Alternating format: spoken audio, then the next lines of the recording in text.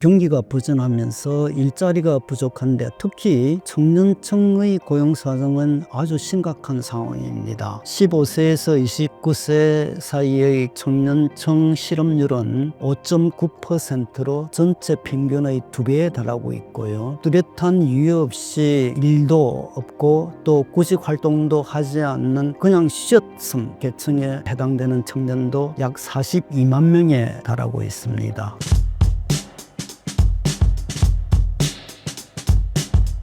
현재 우리나라 경제를 퍼펙트 스톰 상황이라고 보신 이유가 무엇인가요? 퍼펙트 스톰은 여러 가지 부정적 요인이 동시에 발생해서 큰 위기가 초래되는 그 현상을 의미하죠. 현재의 한국 경제 상황은 고환율, 고금리, 고물가 현상이 서로 물고 물리면서 우리 경제 전체를 벼랑 끝으로 몰아넣고 있습니다. 즉 경기가 위축된 가운데 물가 불안 요소가 커지고 있으며 금융시장도 불안한 총체적 난국 그런 형국에 처해 있습니다. 1% 이하의 그 경제 성장률, 그리고 생활 물가가 2.4% 상승해 있고, 또 아직도 원화 환율이 1,400원 이상을 넘나드는 그런 그 상황에 처해 있습니다. 이렇게 현 경제가 어려운 국면에 처해 있습니다마는 대내외 여건마저도 굉장히 불확실성과 불안한 그런 그 모습을 보이고 있습니다. 우선 미국 우선주의를 내걸고 재집권한 트럼프 대통령의 좌총우돌식 그런 정치적 성향 때문입니다. 대표적인 것이 고관세 보고를 통한 보호무역 강화이죠. 우리나라는 작년도에 660억 달러의 대미 흑자를 내므로써 제8대 대미 흑자국이기 때문에 앞으로 우리나라에 대한 그 통상 마찰이 한층 거세질 것으로 예상이 됩니다. 또 미래 첨단 산업에 대한 지원책도 미국 기업 위주로 강화되고 있습니다. 그래서 바이든 행정부에서 마련된 미국에 투자할 경우 외국 기업에도 보조금을 지원하는 자동차와 반도체 등 관련 산업법들을 줄줄이 파기할 그럴 태세를 보이고 있죠. 이로 인해서 삼성전자는 합의된 약 48억 불 규모의 보조금을 재협상해야 되는 그런 그 국면에 처해 있습니다. 아울러 그 국내 여건도 12.3 그 비상계엄 선포로 인해서 시작된 전국의 불안과 정치적 불확실성이 장기화되면서 경제에 커다란 타격을 주고 있습니다. 우선 실물 경제 면에서 그 수출과 내수 모두가 크게 위축되면서 경기가 둔화되고 있죠.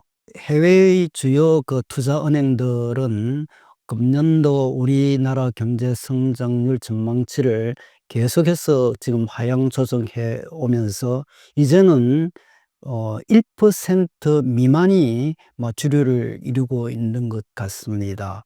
한국은행도 전국 불안이 우리나라 그 실질 GDP 0.2% 포인트 깎아 먹는다고 이렇게 판단을 했죠. 이런 경기 부진은 특히 소상공인과 자영업자들 그리고 건설 경기를 벼랑 끝으로 몰아넣고 있는 그런 상황입니다. 당연히 물가는 지표상으로는 4월 달에 2.1%에 그치면서 비교적 안정돼 있다고 하겠습니다마는, 그러나 실질을 들여다보면은 그동안 생필품을 위주로 해서 가격이 너무 올라 있습니다. 그렇기 때문에 절대 수준이 굉장히 올라 있기 때문에 피부로 느끼는 그 체감 물가는 여전히 매우 높으며, 이에 따라서 그 서민들이 가계 생활을 해 나가는데 큰 애로를 느끼고 있으며 부담도 큰 편입니다. 예를 들면은 가공식품과 외식 가격이 너무 올라 가지고 이제는 사실 점심 집값만 해도 1만 원이 훌쩍 넘는 그런 상황이고, 이에 따라서 외식 대신에 집밥 쪽이 증가하고 있고, 또 도시락을 사들고 다니는 직장인도 증가하고 있는 그런 상황입니다. 또 앞으로 고관세로 인해서 수입품 가격이 상승할 경우 물가 안정 기조를 이어나가기가 어려울 것으로 이렇게 예견이 되고 있습니다. 또 실물 경제뿐만 아니라 금융시장도 그 불안정성이 커지고 있는데, 무엇보다도 환율의 불안입니다. 트럼프 대통령이 당선된 이후 달러당 환율이 1,400원을 넘기 시작했죠. 그 이후 비상계엄과 탄핵 정국으로 시작되면서부터는 1,450원을 넘어서 1,500원까지 근접을 하면서 제2의 외환위기를 걱정하는 그런 분위기에 휩싸이게 되었죠.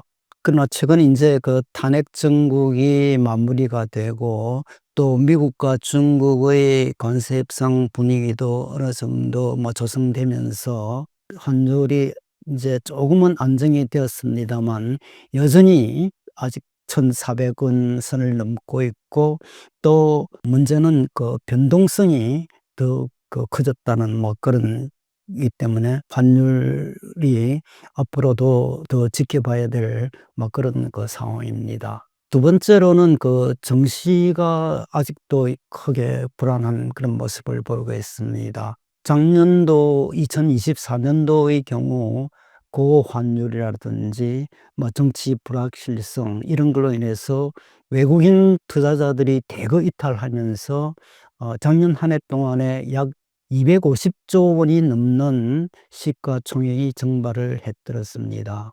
금년에는 상황이 조금은 개선이 되고 있습니다만은, 이 개선의 모습은 지난 수년간 워낙 낙폭이 큰 데 대한 어떤 상대적인 반등, 기저효과가 그 주 요인인 것으로 보이고, 앞으로도 이 상승세가 지속될 것인지에 대해서는 퀘스천 마크가 붙고 있습니다. 그 이유는 외국인 투자자 이탈이 9개월째 계속 이어지고 있고, 지난 4월 달에만 해도 약 10조 원 이상의 그 외국인들이 순매도를 한 그런 상황입니다. 더욱이 그 주식 시장의 밑바탕이 되는 실물 경제가 앞으로도 계속 안 좋기 때문에 주식 시장이 앞으로 좋아질 것인가에 대한 여러 가지 한계가 있는 그런 상황입니다. 이처럼 경기가 부진한데 금리 인하도 어려운 상황에 처해 있습니다. 트럼프 행정부의 그 고관세가 촉발한 그 물가 상승으로 인해서 미국 연방은행은 금리 인하의 그 속도 조절을 개나오고 있습니다.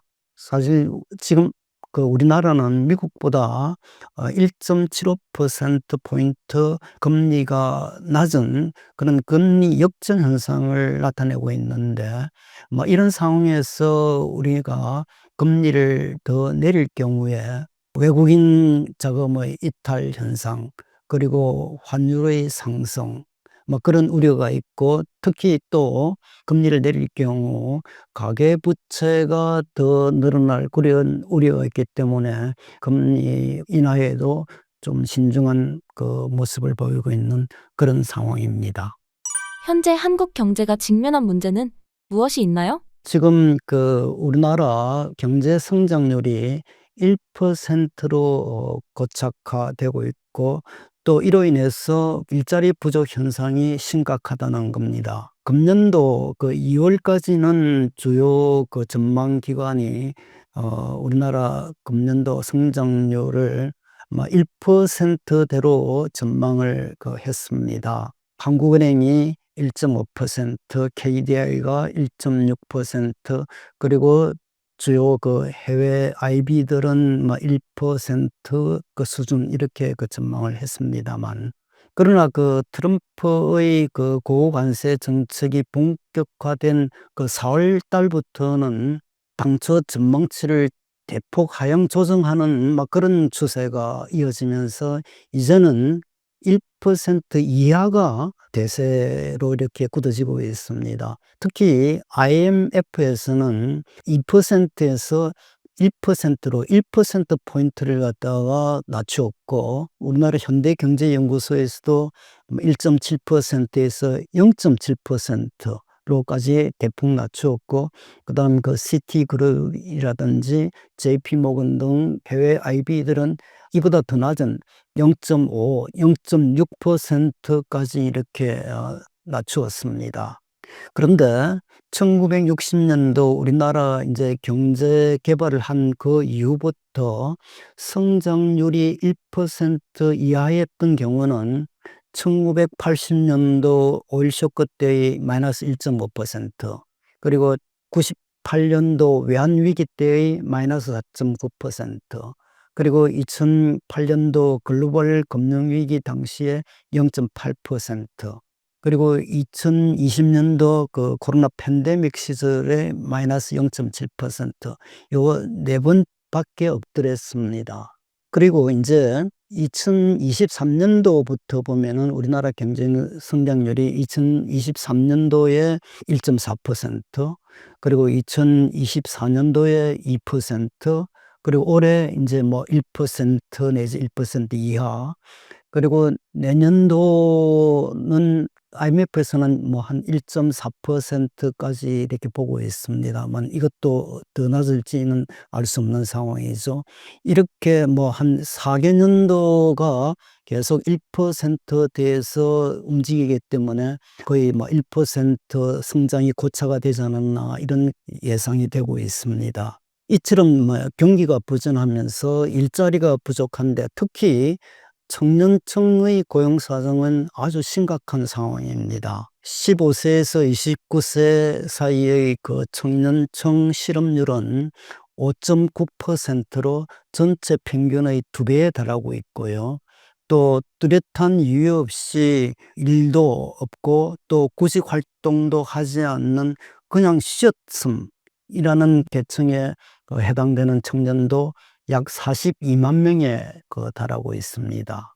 그리고 그 주당 취업 시간이 36시간 미만이면서 추가 취업을 희망하는 청년도 약 13만 명에 이르고 있습니다. 더욱이 그 비정규직 그 비중이 매우 높기 때문에 고용 불안이 가중되고 있는 그런 상황입니다.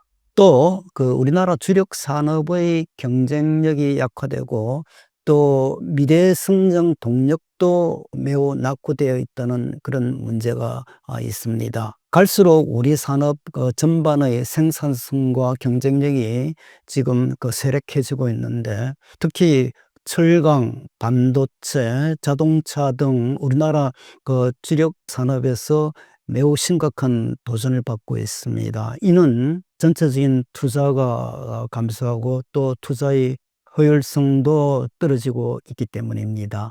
더욱이 제조업을 뒷받침하고 있는 서비스 산업의 질적 수준이 경쟁국에 비해서 매우 낮은 그런 이유로 인해 가지고 우리의 주요 산업의 경쟁력이 현저히 떨어지고 있는 그런 상황입니다.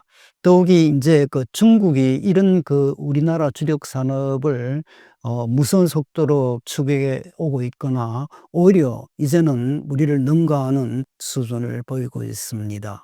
더욱이 이제 또 우리나라는 특정 품목과 시장에 대한 의존도가 너무 높은 그런 구조적 취약성까지 보이고 있는데, 우리나라는 미국과 중국 양대 시장에 대한 수출 의존도가 약 40%, 그리고 반도체와 자동차 두 품목에 대한 수출 의존도가 30%에서 40%까지를 의존하고 있는 그런 상황이라서, 이들 두 가지 품목의 경기가 좋지 않을 경우에 우리 경제는 즉시 곤두박질 치는 어려움에 봉착해 있습니다. 여기에 미래를 담보해 줄 마땅한 새로운 성장 동력도 찾지 못하고 있는 그런 상황인데, 지금 세계는 인공지능이라든지 바이오, 빅데이터 등 신기술과 그 산업에 대한 투자를 대폭 확대해 나오고 있는 그런 상황이 있습니다만, 우리나라는 아직까지 이에 대한 그 준비 상태가 이제 막 걸음마를 뗀 그런 수준에 불과한 그런 상황입니다. 특히 빅데이터 산업은 개인정보 보호라는 규제에 묶여 가지고 그 한 치 앞을 나가지 못하고 있는 그런 상황이죠. 다음으로는 우리나라 가계 부채 규모가 선진국에서는 최상위권이고, 그 증가 속도는 거의 세계 최고의 빠른 속도로 증가하고 있는 그런 그 모습을 보이고 있다는 것입니다. 작년 말 현재 우리나라 가계 부채 규모는 1927조 원, 전년보다 그 42조 원이 늘어나면서 사상 최대치를 경신했습니다. GDP 대비 가계부채 비율은 90.5%로서 세계 5위를 랭크하고 있고요. 가계부채 증가 속도는 홍콩에 이어서 두 번째를 차지하고 있었습니다. 근데 앞으로 소상공인이나 자영업자 등 취약계층의 그 애로 완화를 위해서 그 유동성 공급을 확대해 나갈 경우 가계부채가 한층 더 커질 것으로 이렇게 예견이 되고 있는데, 이런 속도로 가계부채가 계속 늘어난다면은 또 다른 경제 위기를 초래할 그럴 그 우려도 없지 않아 있습니다.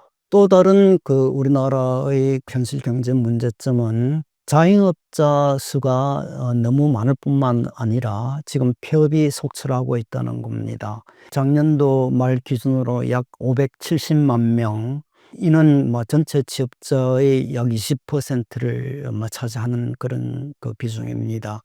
특히 그 무급 가족 종사자까지 합치면은 660만 명에 이른다고 합니다. 사실 미국의 경우는 자영업자의 비중이 6%에 남짓한데, 우리는 20%는 너무 많은 그런 비중이죠. 이는 아마 우리나라 청년들이나 전체의 그 일자리가 그 원활히 잘 공급이 되고 있지 않다는 것을 방증하는 것이라 할 것입니다.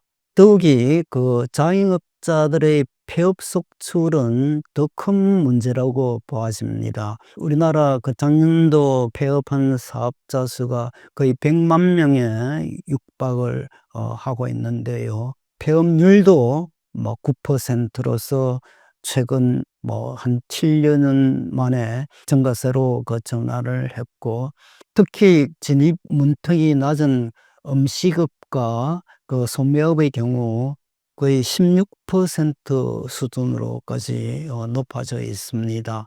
더욱이 그 신규 창업 대비 그 폐업의 비율을 갖다가 알아보면은 약 80%에 이르고 있습니다. 이는 다시 말해서 10곳이 문을 여는 동안 8곳은 그 문을 닫았다는 것을 나타내는 비유가 될 겁니다. 그 외에도 아까 이야기한 바와 같이 금융시장이 굉장히 불안정한 모습을 보이고 있다는 것도 현재 우리 경제가 처해 있는 큰 문제라고 생각이 됩니다. 벼랑 끝에 한국 경제, 정치가 살려야 한다고 말씀하셨는데 그 이유는 무엇인가요? 사실 정치적 결정은 국가가 나아가야 할 방향을 제시를 합니다. 이에 따라서 정치는 국가의 미래를 좌지우지하는 힘을 가지고 있죠. 따라서 국민이 정치에 대한 그 관심이 매우 큰 겁니다. 그런데 정치는 특히 경제와 아주 그 밀접한 관계를 지니고 있습니다. 정치가 국가 체제와 근간의 그 상부 구조를 형성하고 있다면, 경제는 하부 구조를 형성하고 있는 그런 셈이기 때문에 정치와 경제는 상호 이존적이고, 한쪽의 변화가 다른 쪽에도 커다란 영향을 미치고 있습니다. 특히 현대 사회에서는 정치의 가장 큰 문제가 경제 이슈인 것입니다. 더욱이 이제 최근 한국 경제가 벼랑 끝으로 몰리게 된 가장 큰 원인도 바로 이 정치적 리스크가 커졌기 때문이라고 이렇게 보여 있습니다. 사실 경제에 있어서 가장 큰 리스크는 불확실성입니다. 작년도 12월 3일 비상계엄 선포 이후 대통령 탄핵 정국이 시작이 되었죠. 그 이후 정국의 불안정과 불확실성이 상당히 오랫동안 지속되었지 않습니까? 그 과정에서 경제는 위기 국면에 빠지게 된 겁니다. 사실 그 이후에 나라가 온통 탄핵 블랙홀로 빠지면서 경제와 민생 문제는 완전히 정지가 된 그런 형국이었습니다.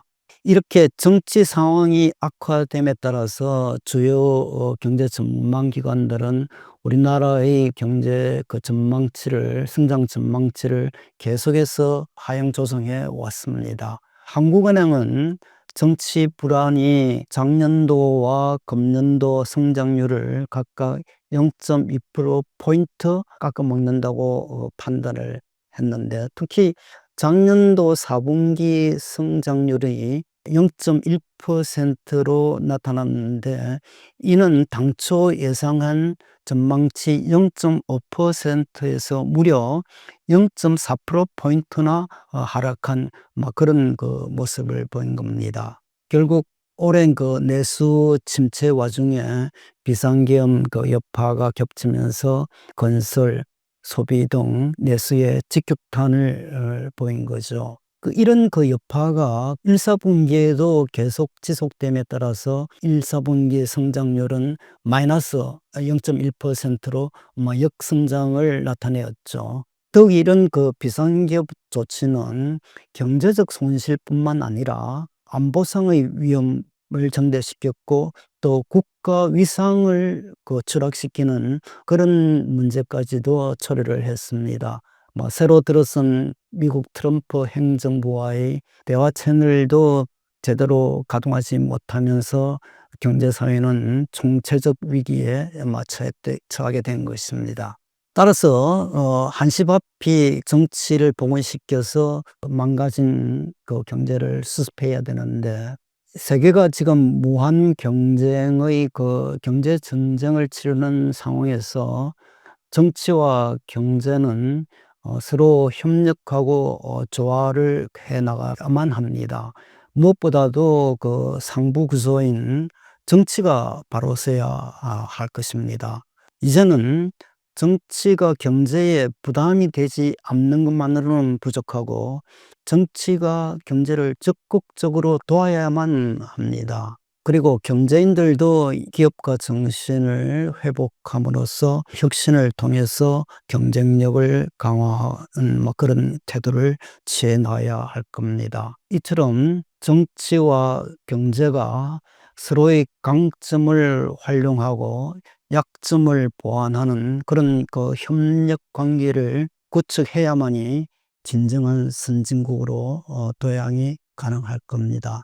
또 정부와 기업은 공동 운명체라는 그런 인식도 지닐 필요가 있을 것입니다.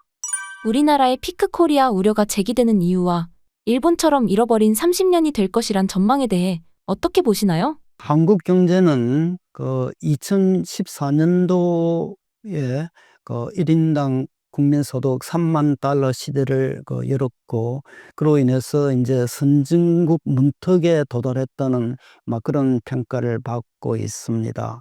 특히 인구 5천만 명을 넘는 국가로는 세계 7번째로 그 위협을 달성했습니다. 우리나라 작년도 1인당 국민소득은 3만 4천 달러로서 세계 31위였고, 일본 3만 3천 달러를 약간 상회하는 그런 수준이었습니다.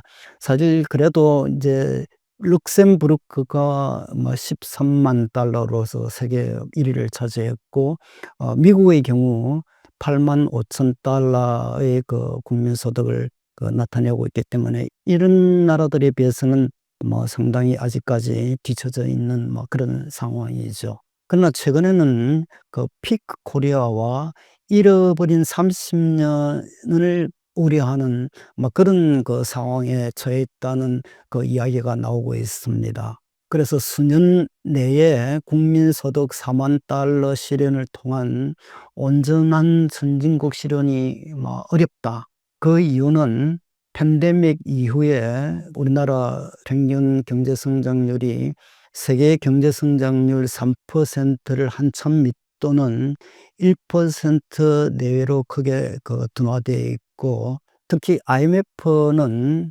우리나라 성장률을 금년도에 1%, 내년도에는 1.4%로 보고 있습니다만, 이것도 더 앞으로 더 떨어질지는 더 두고 봐야 될 일입니다. 그리고 아직까지 미래를 담보할 뚜렷한 새로운 성장 동력도 제대로 발굴하지 못하고 있기 때문에 이러한 저성장 추세가 고착할 가능성이 큽니다.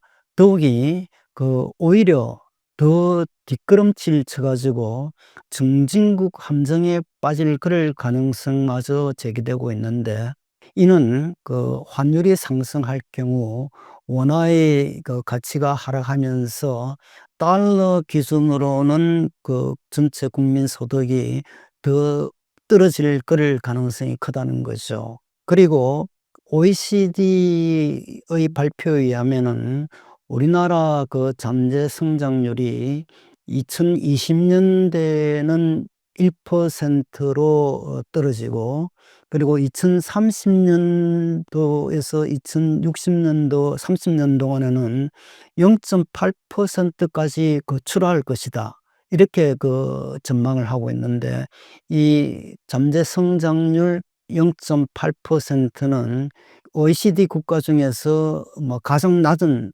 그런 수준입니다. 한국 경제가 활력을 잃게 된 원인을 살펴보면은, 우선 첫째는 낮은 출산율과 함께 고령화 현상이 동시에, 그리고 세계에서 가장 빠른 속도로 급속히 진행되고 있다는 데서 찾을 수 있습니다.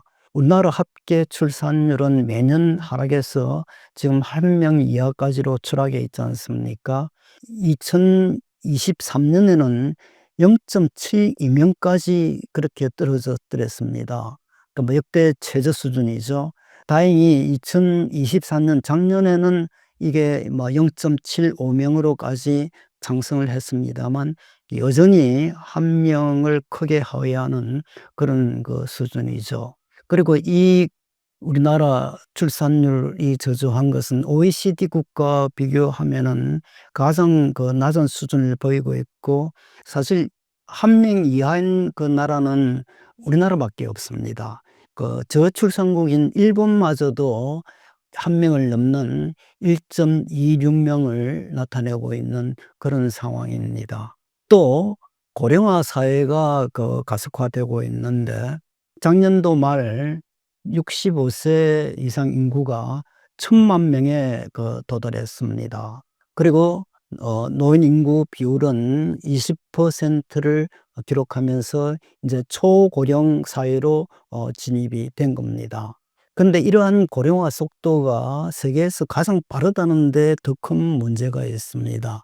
사실 일본이 고령화 사회의 속도가 그동안 가장 빨랐다고 이렇게 평가를 받아왔는데, 일본은 1970년도에 고령화 사회에 들어섰고, 그리고 24년 만에 고령 사회가 되었고, 그리고 12년이 지나서야 초고령 사회가 되었습니다만, 우리나라는 2000년도에 고령화 사회, 그리고 2017년도에 고령 사회, 그리고 2024년도에 초고령 사회로 이어지면서 단 7년 만에 노인의 나라가 된 그런 셈입니다.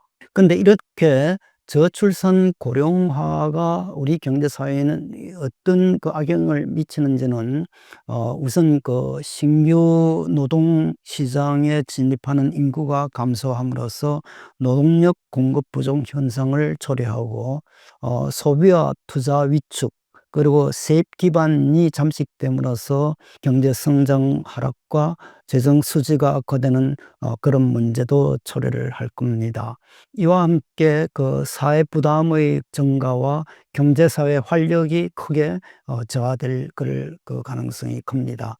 사실 1975년도만 해도 젊은 사람 16명이 한 사람의 그 노인을 부양하면 되는 그런 시절이었습니다마는 2022년도에는 거의 5명이 한 사람의 노인을 부양해야 됐고, 그리고 2070경에 가면은 젊은 사람 한 사람이 노인 한 사람을 부양해야 할 정도로 젊은 사람들의 그 부담이 커지는 막 그런 그 형국에 처해 있습니다. 또 연금 고갈 문제도 우려가 되고 있습니다.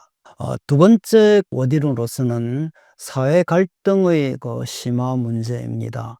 우리 경제 사회 전반에 그 갈등이 심화되고 있으며, 갈등의 양태가 점차 다양화되고 있고, 또 강도 또한 점차 심화되고 있는 그런 추세에 있습니다. 그동안의 계층 간, 노사 간, 세대 간, 지역 간, 남녀 간 이런 그 갈등이 주로 우리의 그 갈등 형태였습니다만, 최근에는 정치적 혼돈 속에서 좌익과 우익으로 갈리면서 이념 갈등이 이제는 가장 고질적이면서도 심각한 그런 문제로 부상을 하고 있습니다. 그런데 이러한 그 갈등에는 엄청난 그 비용이 발생할 뿐만 아니라 사회 통합을 저해하고 또 사회 불안을 가중시키는 그런 부작용을 초래합니다. 정부의 그 보고서에 따르면은 지난 10년간 사회 갈등 비용이 약 2,300조 원, 그러니까 연간 약 230조 원의 그 갈등 비용이 발생했다고 이렇게 나타나고 있고, 현대경제연구원에서는 우리나라 사회적 갈등이 OECD 수준으로 개선이 된다면은 경제 성장률이 0.2%포인트 상승할 것이다는 그런 그 전망도 하고 있습니다. 세 번째 그 활력 저하 요인으로는 기업인과 청년들의 경제 의지가 매우 약화되어 있다는 겁니다. 사실 우리나라 사회에는 반기업 정서가 광범하게 퍼져 있어 가지고 기업의 사기를 크게 저상시키고 있는 그런 그 상황입니다. 이는 우선 다른 나라보다 상속세 부담이 지금 최고 상속세율은 최대 그 주주 주식 할증을 포함할 경우 60%이죠. 이건 세계에서 가장 높은 그런 그 수준입니다. 또 투자를 저해하는 규제가 좀 너무 과도하다.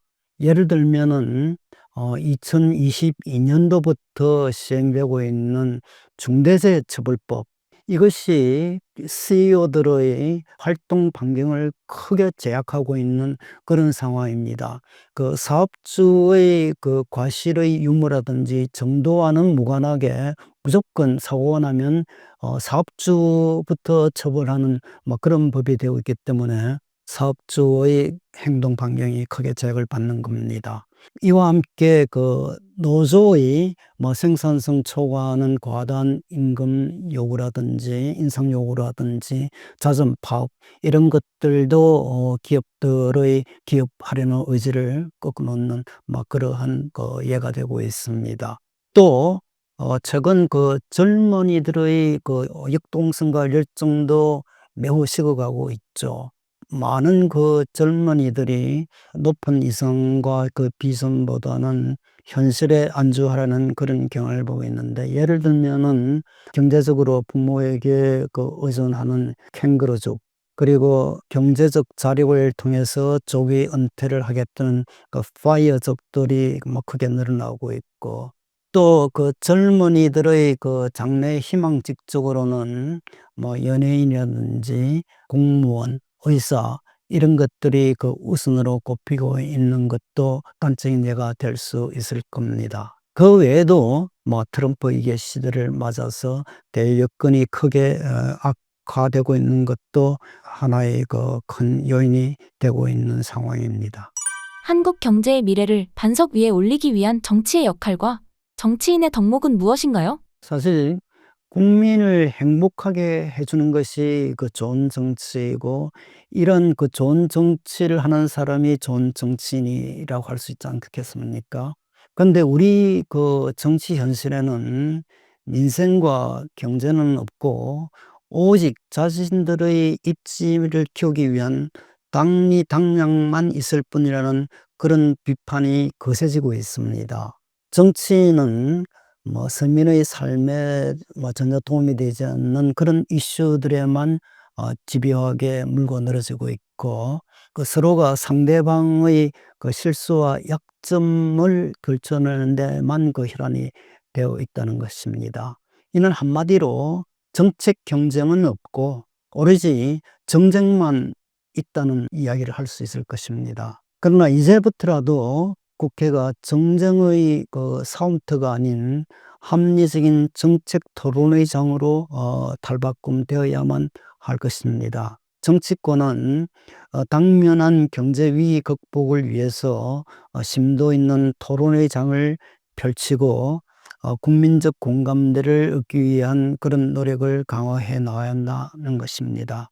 그리고 결정된 사안은 정파를 넘어서 적극적인 협력을 해 나가야만 합니다. 그런데 이제 그 우리 정치권이 역점을 둬야 할 주요 정책 과제는 무엇인지를 한번 알아보면은, 우선은 무엇보다도 경제 성장을 반석위에 올려놓아야만 할 것입니다. 그리고 이를 통해서 일자리를 늘려나가야 되는데, 최소한 성장률을 3% 수준까지는 올려놓을 것이 필요한 그런 상황입니다.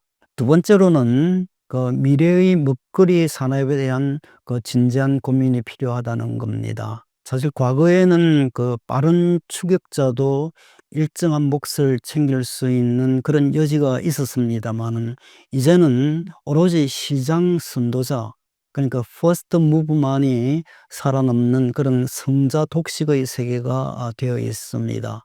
이런 상황에서 우리는 앞으로 어떤 그 미래 산업을 육성해야 할 것인지, 이에 대해서 빠르게 결정해서 과감하게 추진을 해 나갈 그럴 필요성이 있는 겁니다. 세 번째 과제로는 서민생활 안정과 중산층 육성에 힘을 기울여야 한다는 겁니다. 사실 중산층은 국가 경제 사회의 원동력이자 조세 납부의 중추이기 때문에 적극 육성해야 될 필요성이 있습니다. 또 중산층이 약화되면은 중간에서 중재할 중간 입장이 줄어들기 때문에 양극화와 사회적 갈등이 심화될 그럴 우려가 큽니다. 그래서 중산층의 붕괴는 희망의 붕괴, 그리고 우리 경제 사회 전체의 붕괴로 연결될 우려가 있기 때문에 중산층을 적극 육성해야 된다는 것입니다. 네 번째 과제는 개혁 과제입니다. 우리 미래의 삶의 문제들이 걸려있는 출산 장려와 보육 지원 시책, 그리고 연금, 국민건강보험, 그리고 교육개혁, 이런 그 계획 과제들을 즉시 중지를 모아서 추진해 나가야만 할 것입니다. 또 에너지 자원의 안정적 확보라든지 기후변화 협약, 이런 데도 적극적으로 대처를 해 나가야 할 것입니다. 한편 그 정치는 국가의 운명을 정하는 가장 상층권에 있는 의사결정 플랫폼이기 때문에 좋은 자질과 덕목, 그리고 당면한 문제 해결 능력을 갖춘 사람이 정치를 수행해야만이 국가 발전이 가능할 것입니다. 앞으로 새로운 시대의 정치인에게는 소통과 포용력, 그리고 희생의 그 리더십이 매우 중요할 것입니다. 이는 이해관계가 첨예하게 대립되고 있고, 또 갈등이 격심한 그런 모습을 보이고 있기 때문에 이런 정치인의 덕목은 한층 더 중요해지고 있는 것입니다. 아울러 또 경제 문제가 가장 중요한 정치 문제이기 때문에 경제적 식견을 갖추는 것도 중요한 과제입니다. 그러나 인기 영합적인 포퓰리스트는 단연코 배제가 되어야 할 것입니다. 이런 좋은 자질과 능력을 갖춘 정치인들이 다수 탄생할 수 있도록 정치 개혁이 필요한데, 이를 위해서는 무엇보다도 돈이 안 드는 그런 정치 풍토를 조성해야 되는데, 이를 위해서는 선거제도의 개편 등 유권자들에 의한 선거혁명이 필요할 것입니다. 앞으로 우리나라가 나아가야 할 길은 무엇이라고 보시나요? 기본적으로 우리 경제의 기초 체력을 키워나가야만 합니다. 다시 말해서 혁신을 통해 산업의 경쟁력을 강화해 나가야 한다는 것입니다. 지금 심각하게 훼손되고 있는 반도체와 자동차, 철강, 석유화학, 조선 등 전통 우리 먹거리 산업의 경쟁력을 한시바삐 복원을 시켜야 합니다. 이와 함께 새로운 미래 성장 동력을 확충해 나가야 할 것입니다. 이를 위해서는 무엇보다도 기술력을 강화하는 것이 중요합니다. 향후 세상을 바꿀 게임 체인저는 과학기술입니다. 이는 챗 GPT가 불러온 사회적 파장에서도 여실히 드러나는데, 사실 기술 하나가 세계 전체의 인력 시장 구도와 산업 판도를 송두리째 바꿔 놓았지 않습니까? 이런 점을 감안할 때 기술력을 강화하는 것은 너무나 중요한 일일 것입니다. 그런데 이 기술력을 키우기 위해서는 투자 확대와 생태계의 조성에 힘써야 할 것입니다. 이를 위해서 자본력을 갖춘 대기업, 그리고 핵심 부품을 생산하는 중소기업, 그리고 원천 기술을 보유한 스타트업들이 상호 협력과 공생 관계를 구축해 나가야 합니다. 그리고 유니콘 기업과 히든 챔피언, 그리고 기술력과 아이디어를 지닌 스타트업의 적극적인 육성 노력이 중요합니다. 그리고 기술력 강화를 위해서는 인재 육성이 뒷받침되어야 할 것입니다. 이를 위해 교육 방식을 기존의 스펙 쌓기와 주입식 위주에서 독창적인 아이디어를 살리는 방향으로 전환을 하고, 또 산업 현장과 밀접히 연계된 실용적인 교육 프로그램을 마련해서 추진해 나가야 할 것입니다. 그리고 기업의 채용 관행도 창의성과 인성 수준에 더 역점을 둘 수 있도록 개선을 해야 할 것입니다. 이와 함께 경쟁국에서 전문 인력과 고급 기술을 빼돌리는 행태에도 적극 대처를 해 나가야만 합니다. 아울러 경제 사회 시스템도 시대 변화에 걸맞게 혁신을 해야 되는데, 예를 들면은 일하는 방식과 조직 운영을 투명하고 효율적으로 변화시켜 나가야 합니다. 예를 들어서 기존의 수직적 권위적 구조에서 수평적 협력 구조로 전환을 해 나가고, 또 공공부문과 인간 부문의 역할도 정립을 해 나가야만 할 것입니다. 이와 함께 경제하려는 의지와 역동성도 조속히 회복시켜야 합니다. 기업의 잘못된 행위는 제재를 하되 잘하는 행위에 대해서는 충분한 보상이 필요하다는 것이죠. 예를 들면은 기업이 일자리를 많이 창출할 경우 세금을 감면해 준 예가 될 수 있습니다. 그리고 기업의 투자 분위기 제고를 위해서는 각종 규제를 과감히 혁파해 나가야 되는데, 아까 말씀드린 중대재해처벌법의 개선, 이것도 중요한 사례가 될 것입니다. 이와 함께 실패에 대한 두려움을 불식시키기 위한 그런 제도 장치도 적극 마련해 나가야 합니다. 사실 실패가 두려워 시도조차 못하는 그런 사회는 결코 발전할 수가 없죠. 그리고 그 리스크 관리도 중요하지만 새로운 길로 나아가려는 그 도전 의식과 경쟁력을 키우는 것이 어쩌면 리스크 관리보다 더 중요하다고 이렇게 보아집니다. 끝으로 노사화합과 협력도 매우 중요합니다. 경제전쟁의 시대에는 기업과 근로자는 근로자와 기업 양자 간에 누가 더 많이 챙길 것인가의 그런 그 승부가 아니라 근로자와 기업이 한 팀이 되어서 함께 이기느냐 아니면 함께 패배자가 되느냐 하는 동반자의 그런 그 게임입니다. 따라서 대립과 갈등의 노사 관행을 버리고 동반자적 노사 협력 관계를 한층 더 강화해 나가야만 할 것입니다. 마지막으로 신사임당 구독자분들께 한 말씀 부탁드립니다. 안녕하십니까. 저는 이번에 벼랑 끝의 한국 경제 정치가 살려야 한다는 책을 저술한 이철환입니다. 정치는 우리 한국 미래 사회를 결정하는 중요한 플랫폼입니다. 특히 그 정치는 경제에 밀접한 상호관계를 가지고 있죠. 그런데 우리 현실 정치는 사실 우리 한국 경제를 굉장히 크게 훼손시켜 놓았습니다. 저는 이 책에서 한국 경제가 처해 있는 위기의 실상을 가감없이 기술을 하고 또 우리 한국 경제가 당면한 위기를 극복하는 한편 온전한 선진국으로 가기 위해서는 정치가 어떠한 역할을 해야 되는지에 대해서도 한번 살펴보았습니다. 앞으로 우리 정치가 한 단계 더 성숙함으로써 정치와 경제가 서로 윈윈하는 그러한 관계가 이루어졌으면 하는 바람을 가지고 있습니다.